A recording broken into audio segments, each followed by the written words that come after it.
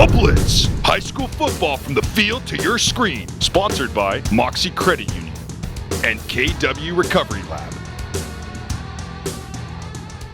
Welcome to The Blitz. I'm Frankie Tovar. Hey, what's up, Frankie? What's up, everybody? I'm Eddie Ruiz, and what's up, dude? What do we got? We got somebody going to state again.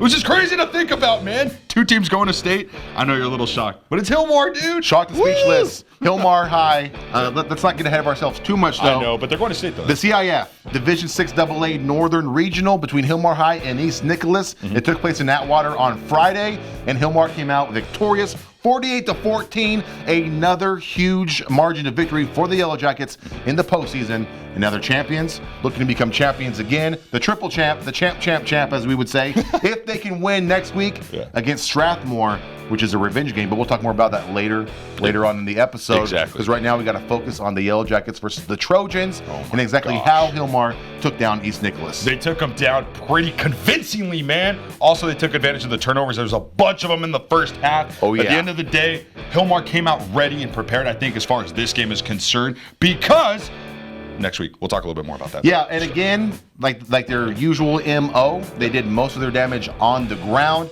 337 rushing yards, 141 passing for a total of 478 yards. Gosh. East Nicolaus did not get close to that. Not at all, man. They only had 188 rushing, 143 passing, so just 331. But those were kind of garbage time yardage, if you guys want to put it that way, because it was just later down in the second half where they got a lot of those. Hilmar basically had the game won in the first quarter, man. and you're going to see that right now, the Friday night highlights.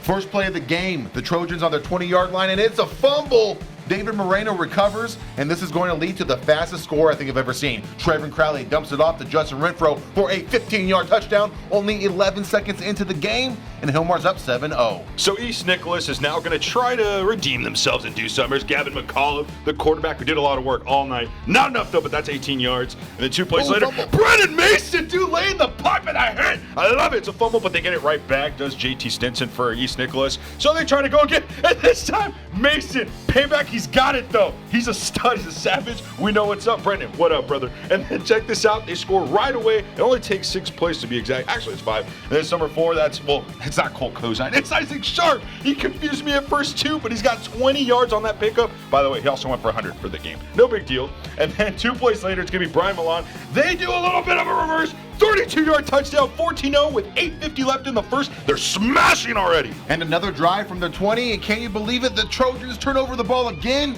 A bad pitch leads to a William Souza recovery, which in turn leads to a 1-play scoring drive as Crowley hits Noah Barcelos from 14 yards out. Ooh, what a crackback. And this touchdown puts Hilmar up 20-0 with 8:09 left in the first quarter. It's not looking good for the Trojans. Not looking good for the Trojans, but it's because Hilmar is ready to play, man. They're balling. It's still the first. Check that out. A pass to Justin Renfro. JR, he's so tough. He's so strong. He's so good. That's a 24-yard pickup. And then Sharp's going to run it before this play to get to where they are now. Trevor Crowley finds Brian Milan on 52-yard touchdown pass with 49 seconds in the first. That was so sick. Makes it 27 yards. We're going. Why? Because it's the play of the game. What's up? That was so sick, man. What a beautiful pass, by the way. Trevor Crowley had 5 touchdowns. We'll talk a little bit more about him later. Pretty good so far. East Nicolaus looking to respond. Quarterback Gavin McAuliffe sits in the pocket and delivers a 47-yard pass to Isidro Del Toro.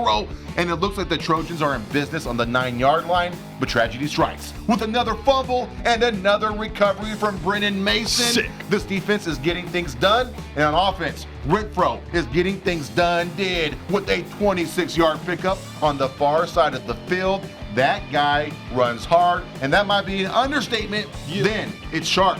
And man, it's his turn. He finds daylight on his way to a 32-yard gain. He's eventually brought down at the Trojan 24-yard line, and this 10-play drive is capped with a 6-yard touchdown pass to Aiden Azevedo from Trevor Crowley to make it 34-0. And that's your halftime score. That offense is on fire. On fire, but Hilmar's not done, man. They're going to score again to start off the second half. Oh, wait, I think they're going to score again because they're going to march all the way down. Justin Renfro, 16-yard pickup. And then again, Justin Renfro. This kid is a bruiser. He's a bear. He's sick. 25-yard pickup inside the 5-yard line. They're going to attempt the field goal, though. Ooh, no bueno. Ooh. It's okay. By the way, Miguel Padilla's out there because Brian Milan got hurt. We hope he's okay. And that's it right now, though. It's still 34-0. And the Trojans are down, but they're not out. At least not on effort. Here's a 12-yard pass to Del Toro, and somehow he manages to stay on his feet and pick up 12 yards. And then we see number 15, Aaron Alestra, hit the edge and pick up 9 yards before he's swarmed by a gang of jackets. And he's going to get suplexed out of bounds. That's like some WWE stuff. And that leads to a 10-yard touchdown pass to JT Stinson to make it 34-8 after a 2-point conversion. They're climbing back, maybe. Yeah, nah, not gonna happen. Hilmar's way too good in this game, and they're feeling it. Isaac Sharp, that's a 21-yard pickup. Trevin Crowley's gonna pick up touchdown. Numero 5, numero 5. Who does he find right there? That's his brother, Trent Crowley. That was so sick. 41-8 with 11:47 left in the game. Hilmar's defense not done with turnovers, though, which means Hilmar isn't done scoring just yet. That's Seth Miguel with the interception near the end zone, and that's one of many sophomores who have helped Hilmar this postseason. But this team is led by its seniors, like Isaac Sharp, who takes the ball and runs for 25 yards on this play before Braden Stubblefield scores a touchdown from 3 yards out to make the score 48-8 with 7:07 left in the game. East Nicolaus trying to add some points on the board so it doesn't look that bad, right? Yeah, I guess so. Takeshi Faupula. Sorry if I messed up your last name or your name. It's unique. Never heard that before, but that was about a double-digit yard pickup. And then he scores on a 2-yard touchdown, makes it 48-14. That's it, though. That's your final. Guess what? Rematch Hilmar Strathmore. State final game. What's up? We going to state, baby! State Northcat champions, baby! Let's go!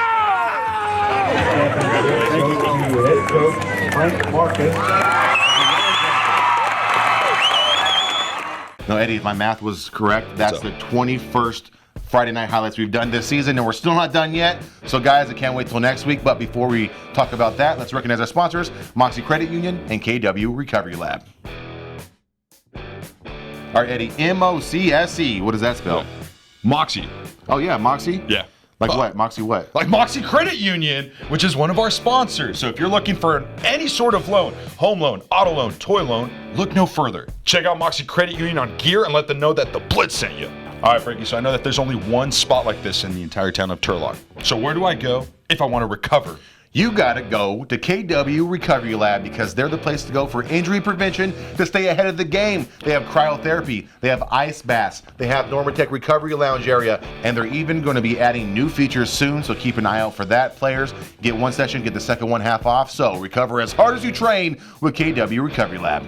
All right, a lot of great individual efforts. One note. Yes. Isaac Sharp, he had a great performance, but he was kept out of the end zone, which is a rare occurrence for Hilmar, but still, he had 18 carries for 160 yards, and he helped set up a lot of those scores. He did. And then Justin Renfro, another guy, a bruising back. He is so physical. He's a big dude. And people forget he went to state as a sophomore in wrestling. That's kind of tough to do. He had 15 carries, 129 yards, and he had a touchdown as well. The defense, man, was lights out. And he was a huge part of that defensive effort from the linebacker position. He was, but we have to give credit to a lot of other people. You know, David Moreno. Take a look at Esteban Juarez. He also played really good on the line, I'm just saying. And then Brennan Mason, man, that kid was a monster. That guy had three an excellent fumbles. performance. Yeah, he did, and then he recovered 2 of them.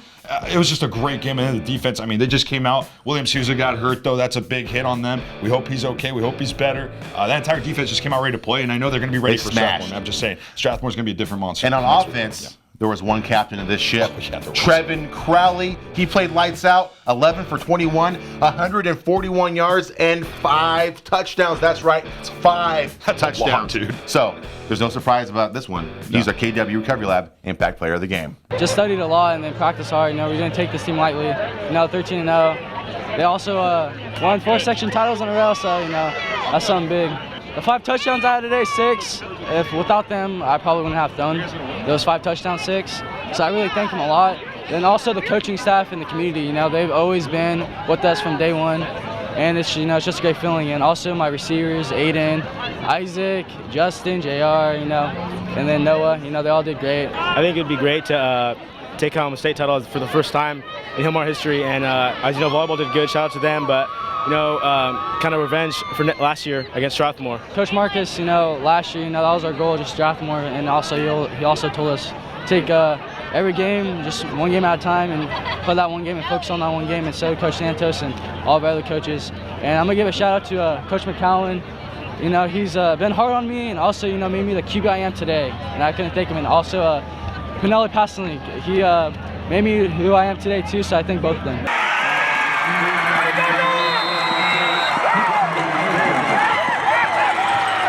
KW, I appreciate it. I'm going to invite this guy, and I really appreciate it. This is my second one. So, I thank you guys. Thank you. And with this victory, that means that there's only one game left for the Blitz season, season 6. It's been a long one, the longest season ever, and it will end with Hilmar versus Strathmore for the Division 6 state championship.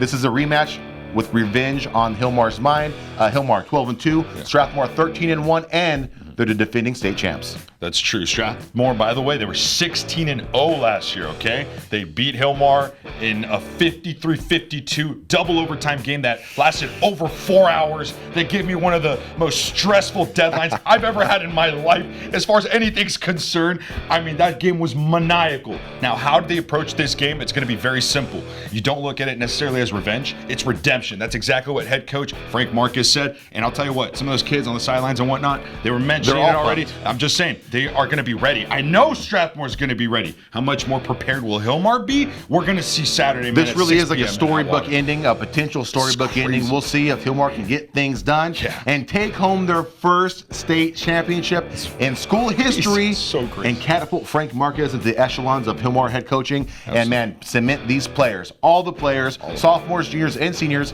in Hilmar history forever. You can catch that game Saturday, not Friday. It's gonna be Saturday at 6 p.m. at Atwater High, and we'll be there for all the coverage. That means the episode will be out Sunday at turlockjournal.com, so look for that. You can also find all the updates on social media, Facebook, Instagram, and Twitter at Turlock Journal. So until next week, until the final episode next week, I'm Frankie Tovar. I'm Eddie Ruiz, and you better be there. We're going to see y'all there. Good night, y'all.